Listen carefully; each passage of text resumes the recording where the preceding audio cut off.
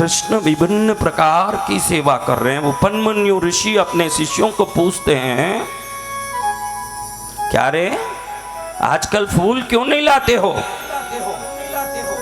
उपमन्यु ऋषि के शिष्यों बोलते हैं, गुरुदेव धरती में कोई पुष्प कहीं नहीं है, धरती में पुष्प नहीं।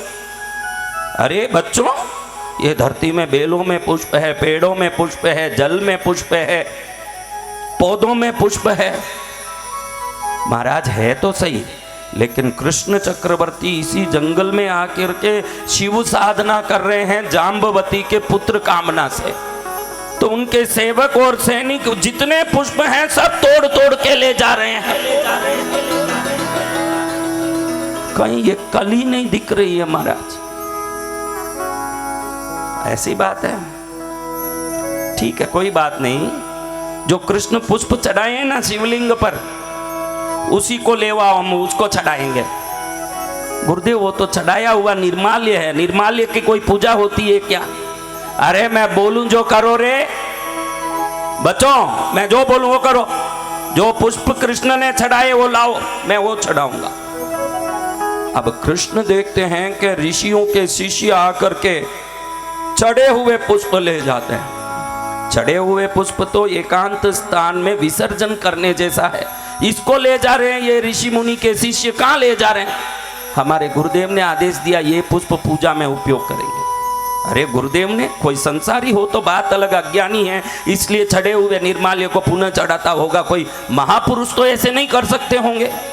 2 दिन देखा, 4 दिन, 8 दिन, रोज यहाँ चढ़े हुए ढेर वहां जाते हैं और वहां चढ़ाए जाते हैं।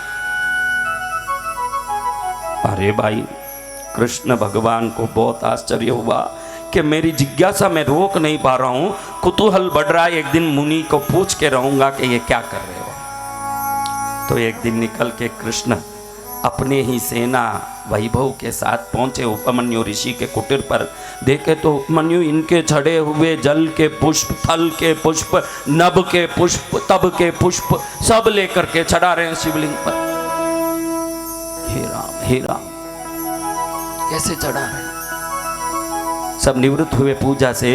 उपमन्यु ऋषि को कृष्ण पूछ रहे हैं, भगवान गलत मत समझिए, ये चढ़े हुए पुष्प तो पुनः किसी पर नहीं चढ़ता है, तो निर्माल्य है, इसको कहाँ आप चढ़ा रहे हो? गलत लग रहा है। तो उपमन्यु ऋषि हंसते हंसते कहे, किसको चढ़े ये पुष्प, किसको चढ़े? अरे मैंने शिवलिंग को चढ़ाया प्रभु, वहीं से ले आते हैं आपके लोग रोज। अच्छा तुमने शिवलिंग पर चढ़ाया है, चढ़ाने से क्या होगा? यहाँ शिवलिंग पर चढ़ा दिए तो क्या होगा? शंकर जी को चढ़ गया। अरे मैंने शिवलिंग पर चढ़ा तो शंकर जी को चढ़ा ही होगा। तो कहते तेने कभी किसी को गुरु बना के दीक्षा ली है? नहीं महाराज, ऐसे तो नहीं। तो तेरे पुष्प किसी पर भी नहीं चढ़े आज तक। तो किसी पर भी चढ़ा ले, वो कहीं नहीं पहुंचे हैं, वो तो बिल्कुल फ्रेश ही हैं। और वो ताजे पुष्प ही मैं निकाल के यहाँ चढ़ा रहा हूँ। जो दीक्षित होकर के कोई पूजा विधान करेगा उसी की पूजा भगवान को चढ़ेगी, बाकी सब ताजे ही हैं। कृष्ण सुन के अवाक हो गए कि मेरे इतनी पूजा बेकार। उसी समय कृष्ण चरित्र कहता है कि भगवान कृष्ण उपमन्यु ऋषि के चरण में पड़ के कहते हैं, बचपन में सांदीपनी से मैंने बहुत ज्ञान ली, लेकिन मंत्र दीक्षा लेके गुरु नहीं बनाया, विद्या गुरु थे वो।